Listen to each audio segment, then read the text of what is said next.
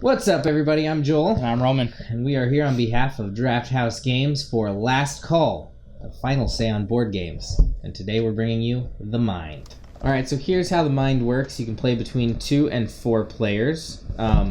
Every turn, players will be dealt cards based on the level you're on. So if you're on level 1, each player will get 1 card. If you're on level 4, every player will get 4 cards.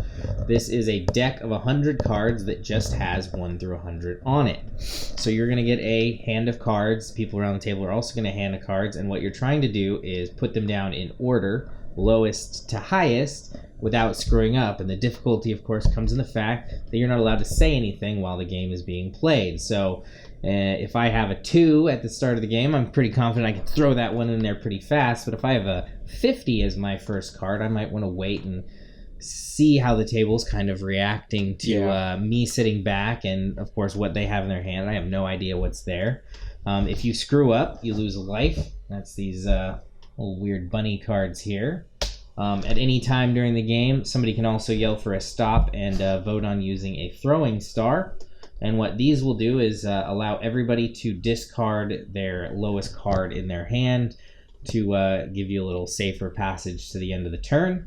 Every few levels, you'll get an extra throwing star. You'll also get an extra life.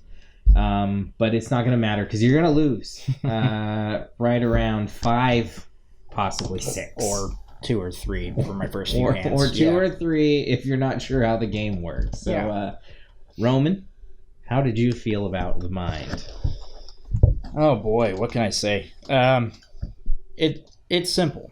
It's not a hard game to pick up. I mean, it does take a second, at least it did for me, to really figure out, okay, I need to be throwing these cards as fast as I can, because we kind of had a standoff for maybe a good 10-15 seconds where it's like, okay, do I throw this 2 that I needed to actually play, or somebody's going to throw something higher? So just getting the cards out there super fast.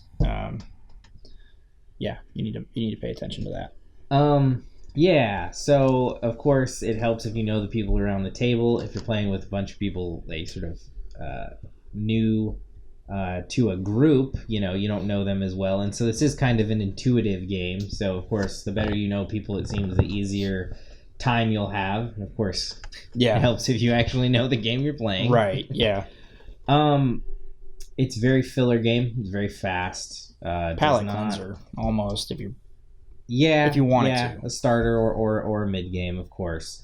The thing is, it keeps getting high praise and a lot of it was up for the Spiel.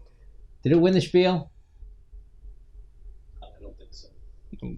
We're gonna cut that part out, or not. Who knows? But it was up for the Spiel, which is, I mean, it's hard to just even get in that conversation, right? But it's so basic.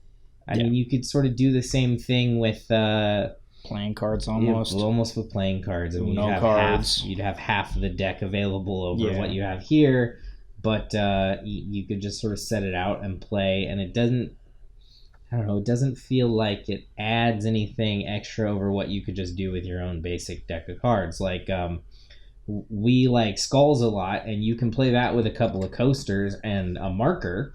But just the aesthetic that you built into it is it sort of amplifies the game you're playing, and nobody here at the Drafthouse really felt like we got anything extra out of this. No. Quick game, obviously. If you like quick games, of course, you're going to get a little bit more out of it. Yeah, but sure. We all tend to like more medium weight games. And so you got to be a bit more standout if you're a small game, and we just didn't feel like this one had that particular weight to it. Yeah, it just didn't have the spark to get us there, which is not to say that it's a bad game. Nobody hated it. Nobody even really disliked it. We all just kind of felt average on it. Yeah.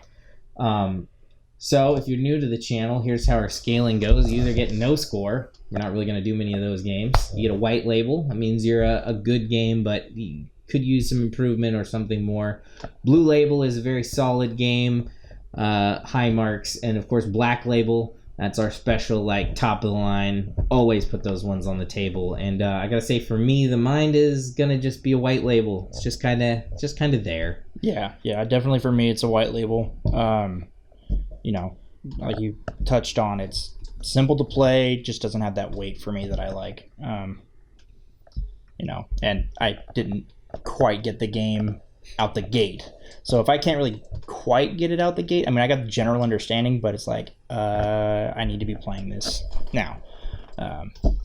For me, that tends to be a white label. All right, so that's it. Last call on the Mind. That is going to be a white label. Thanks for tuning in, guys, and we'll see you soon. Get you next time.